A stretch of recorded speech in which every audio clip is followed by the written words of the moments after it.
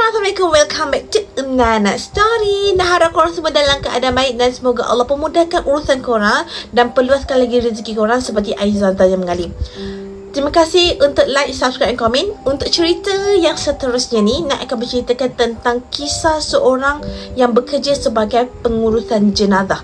Dan cerita ni bukan kisah seram tapi sedikit sebanyak untuk memotivasikan diri kita ataupun memberi kesedaran kepada diri kita sendiri tentang keadaan sekeliling kita. So, tanpa berceloteh banyak lagi, jom kita dengar daripada cerita Nana Story. Hari ini aku ingin berkongsikan pengalaman aku sendiri selepas memandikan jenazah yang meninggal dunia akibat perbuatan khianat sesama manusia. Rutin aku seperti biasa. Kalau tak ada jenazah untuk aku mandikan atau untuk aku uruskan jenazah, mesti akan ada masa yang terluang untuk aku pergi pasar malam beli makanan untuk mak dan nenek aku yang berada di rumah. Aku tengok jam dah pukul 6 petang. Aku masih lagi berkeliaran di pasar malam untuk mencari juadah yang sesuai untuk mak dan nenek aku. Akhirnya aku beli je apa yang patut. Nak beli banyak sangat, takut membazir pula.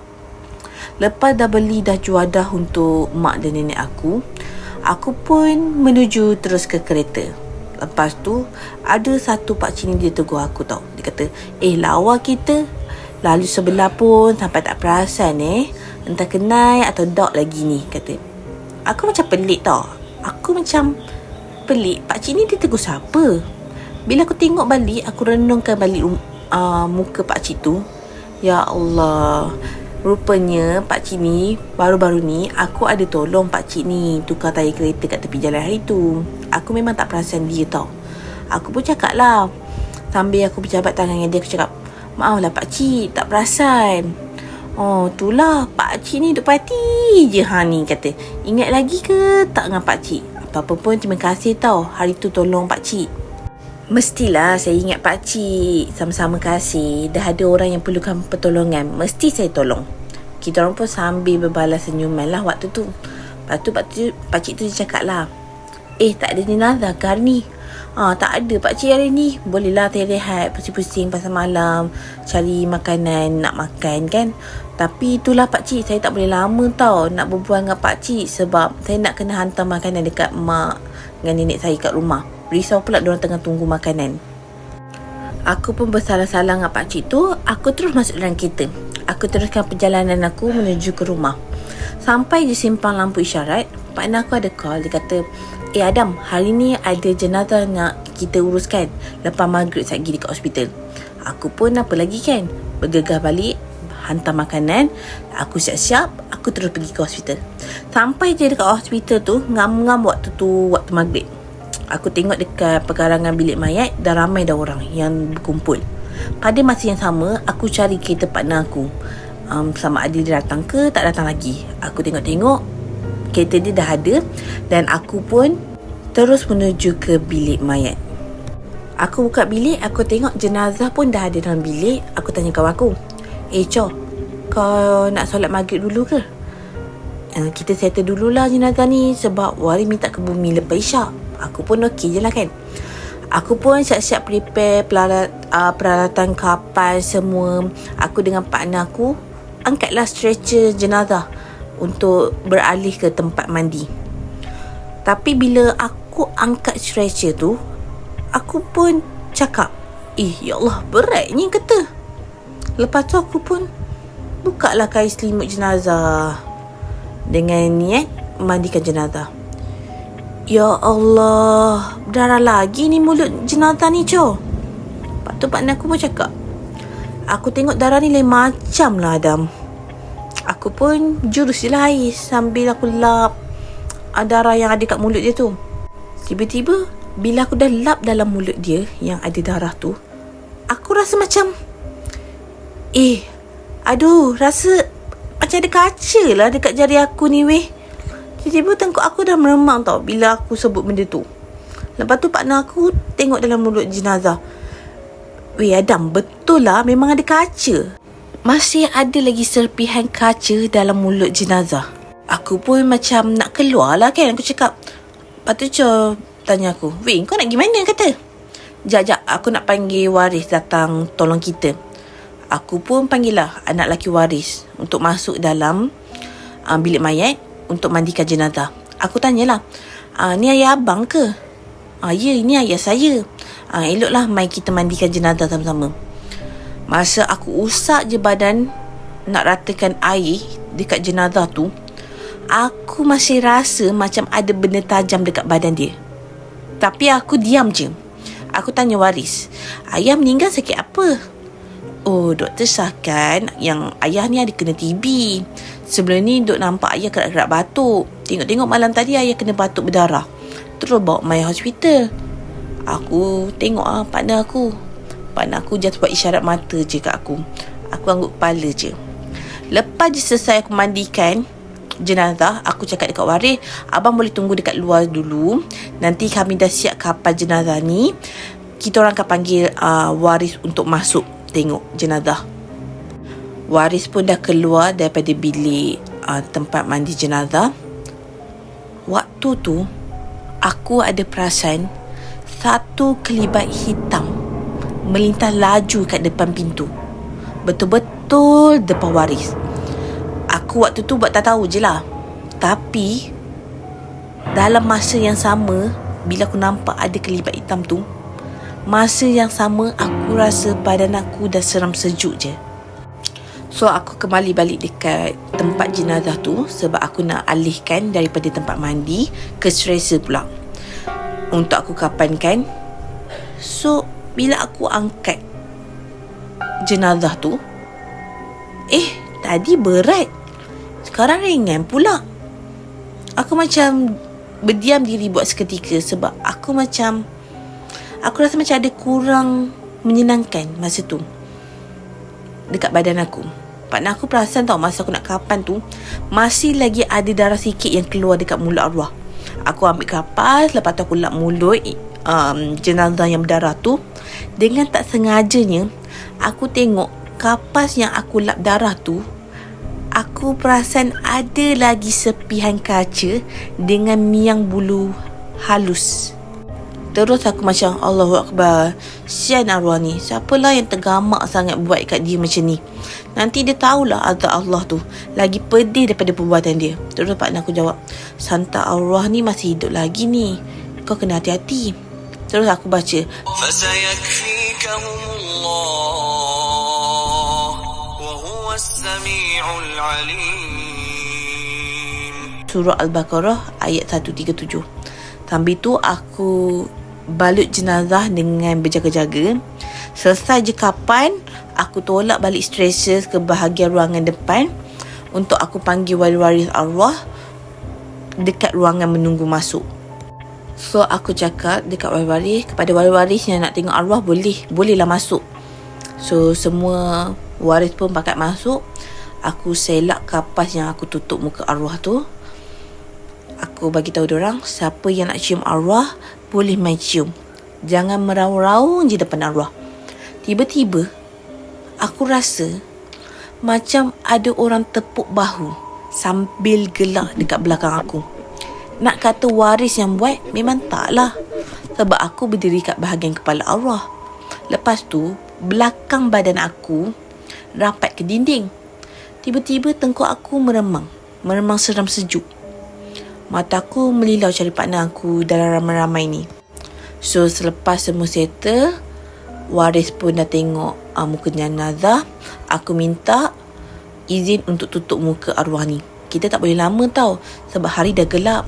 Yang mana tak ada wuduk, pi ambil lekas wuduk. Partner aku pun cakap kat aku, hang imam lah, aku nak pi kemas kat dalam set. Aku pun masuk ruangan mandi. Aku kemas sikit-sikit. Duk tak duk weh, lampu tiba-tiba terpadam. Lepas tu menyala balik. Aku pusing belakang tengok, ada lembaga hitam berupa macam kera bertenggek dekat atas rak barang-barang jenazah. Aku terkejut, terus terduduk. Lepas tu lampu terpadam menyala sekelip mata. Aku tengok lembaga tadi dah hilang. Aku apa lagi? Hang memang saja nak tunjuk diri kau dekat aku. Memang saja nak main gila dengan aku ke apa? Terus ada bisikan ketawa dekat telinga kiri aku, macam lelaki tua bersuara garuk yang tengah gelak. Aku nak bangun, tapi aku tak boleh. Macam ada benda je yang tahan aku, tak bagi aku bangun. Aku istighfar banyak 3 kali. Aku baca ayat kursi. Lepas tu aku cuba bangun, tapi masih lagi tak berdaya aku nak bangun. Aku dengar benda tu gelak lagi dekat telinga kiri aku. Jadi aku pun baca surah Al-Furqan ayat 2-3 pula. وَقَدِمْنَا إِلَى مَا عَمِلُوا مِنْ عَمَلٍ فَجَعَلْنَاهُ هَبَاءً مَنْثُورًا. Aku baca sebanyak 3 kali surah Al-Furqan ni. Lepas je aku baca, aku tengok atas sekali setan berbentuk kera hitam tadi, dia duduk dekat atas bahu aku. Badan aku dah mula menggeletar dah sambil aku cakap, hang belas sekarang sebelum aku bangun. Benda tu gelak lagi weh. Aku baca surah Yasin ayat 9 3 kali, diikuti Bismillah Sulaiman 7 kali. Aku cuba bangun slow-slow sambil selawat Nabi sampailah aku boleh berdiri sendiri. Partner aku masuk je, dia tengok aku berdiri sambil memaut dekat tempat mandi. Muka aku dah letih dan lesu. Lepas tu Chor cakap dengan aku, "Weh, kau kenapa ni?" "Ya Allah, ada setan tadi dekat dalam ni ajak aku gaduh." Chor pun papa aku keluar daripada ruangan mandi. Dia dudukkan aku dekat kerusi yang ada dekat depan pintu ruangan mandi tadi. Elok je aku duduk, lampu dalam ruangan mandi tadi tiba-tiba berkelip-kelip. Partner aku masuk tengok, kebetulan waktu tu ada attendant lalu tepi aku tengah berjalan nak ke pintu keluar. Aku pun panggil lah, "Bang, Mai nak minta tolong Sat, boleh tak?" Dia terus macam keluar buat tak tahu je, macam tak dengar apa yang aku panggil. Aku pun duk fikir tau, apalah yang dia buat dekat dalam tu. Lampu duk berkelip-kelip lagi kot. Duk tak duk peti mayat tu tiba-tiba pula berbunyi, macam ada orang tendang daripada dalam. Aku macam terkejut tau, macam dah hilang semangat dah. Aku kali tengok attendant tadi lalu lagi berjalan ke pintu keluar. Aku tarik nafas dalam-dalam. Aku pejam mata aku. Aku baca Al-Fatihah 4 kul, ayat kursi dengan Bismillah Sulaiman 7 kali. Lepas tu aku buka mata aku sambil bangun, ucap Allahu Akbar. Terus masuk dalam ruangan mandi tadi. Aku tengok partner aku tengah bersila dekat lantai sambil baca ayat-ayat suci Al-Quran. Waktu ni korang, lampu tengah lagi berkelip-kelip lagi tau. Aku keluar tau, pergi tengok. Kot lah ada siapa-siapa aku nak minta tolong kan. Keluar je, aku tengok kosong. Tak ada siapa dah dekat ruangan menunggu tu. Aku nampak Pak Gad lalu. Aku panggil, "Pak Cik, minta bantuan Sat kat dalam ni." Pak Gad tu ikutlah sambil aku tanya aku, "Pasal apa ni dek?" Pak Gad ni nampak lampu berkelip-kelip kat ruang mandi ni. Terus dia hilang. Tahu-tahu aku dengar bunyi suara wow dengan tapak kasut melangkah 1000 dekat belakang aku. Aku tawakal je ni nak pi tolong partner aku yang ada dalam bilik tu. Aku buka je pintu, lampu terus menyala. Dalam masa yang sama, aku terjatuh macam ada benda yang langgar. Masa aku buka pintu, partner aku angkat aku bangun. Dia tanya aku, "Kau okey tak?" Aku cakap, Okey, sikit je ni. Setan apa yang ada dekat dalam bilik tadi?" Dia kata, setan tulah yang penghantar benda tak baik dekat arwah tadi. Terus aku minta dia pulihkan semangat aku. Aku duduk dalam 5 minit lebih kurang macam tu. Kita orang berdua kemas-kemas tempat mandi tadi sama-sama. Dalam duduk kemas-kemas tu, tahu-tahu kami terkejut. Pintu tiba-tiba terbuka luas. Nampak Pak Gad yang aku panggil tadi, Mai bawa geng 4 orang. Partner aku tanyalah, "Kenapa Pak Cik?" Pak Cik ni jawab lah, Adik ni Mai panggil aku tadi, dia minta tolong. Aku seorang, mana lepas. Aku Mai panggil backup, apa-apa senang. Terus aku macam senyum tak tengok Pak Gadi. Tak ada apa dah, benda dah selesai dah, kami pun siap-siap nak balik dah, kata. Lepas settle je semua, azan isyak pun berkumandang. Aku dengan partner aku gerak balik. Aku sampai dekat kereta partner aku jerit, "Woi, jom pergi masjid depan. Jangan lupa baca bismillah, hentak kaki 3 kali sebelum masuk kereta." Nasib baik dia ingatkan aku. Kalau tak, pakat tak adalah aku buat. Aku buat. Aku masuk kereta terus aku balik. Masa on the way keluar daripada kawasan hospital tu, aku terus jadi cergas. Terus aku macam ikut dia pergi masjid, tunaikan fardu isyak, diikuti dengan kodok solat maghrib tadi. Lepas je selesai solat maghrib, aku terus beredar dan pulang ke rumah. Masa on the way balik tu, aku terfikir, macam manalah arwah pakcik tu tahan dengan sakit santau ni. Allah, siannya. Sampai je dekat rumah, sekali lagi aku ambil langkah berjaga-jaga. Aku ambil air wuduk sebelum aku masuk rumah. Aku buka pintu sambil aku bagi salam. Terus nenek aku tanya, "Kamu daripada mana ni?" "Oh, Adam daripada Pekan tadi, jalan-jalan." So, nenek aku pun cakap lah, "Tadi kawan kamu datang. Pintu ni diketuk beberapa kali. Nenek bangun nak buka pintu, tapi macam dikunci, macam tak bagi buka. Terus diam orangnya." Jadi aku apa lagi weh, aku ubah topik masa aku sembang dengan nenek. Lepas 10 minit macam tu aku layan nenek aku. Aku terus mandi, aku bersihkan badan. Lepas mandi tu, alhamdulillah, badan aku dah rasa segar. Aku buat solat sunat 2 rakaat. Lepas tu aku sambung balik layan apa topik yang nenek aku nak sembang dengan aku. Sampailah nenek aku terlelap dan tidur. Jadi akhir kata, aku harap korang berhati-hatilah. Kalau nak makan dekat luar ataupun dekat mana-mana saja, kita tak tahu tau, ada benda apa dari tuan kedai ataupun orang dari sekeliling yang tengah iri hati dengan kita. Lagi satu, santau ni kadang-kadang pengamal ilmu santau ni cuma nak test je kuat ke tak kuat santau dorang. Dorang tak tahu yang santau ni adalah salah satu sihir yang boleh membawa maut. Kesan dia sangatlah mendalam, sampaikan anggota dalaman kita pun boleh pecah. Jangan kita anggap tahu kalau santau ni ikut pada orang yang kena. Jangan ingat orang yang kena tu dah mati, santau tu pun ikut mati. Contohnya macam jenazah yang aku uruskan tadi. Jasad dia memang dah mati, tapi sihir yang ada dekat jasad tu masih belum mati lagi. Allahu Akbar. Semoga kita semua dalam lindungan Allah Subhanahu Wa Taala. Aku minta kepada semua pembaca, aminkan doa ni supaya kita semua dapat berada dalam lindungan Allah Subhanahu Wa Taala dari segala apa jua sihir yang ada. Bismillahirrahmanirrahim. Ya Allah, ya Tuhanku, berkatilah hidup kami ini. Berikanlah pengampunan kepada kami yang masih hidup ini.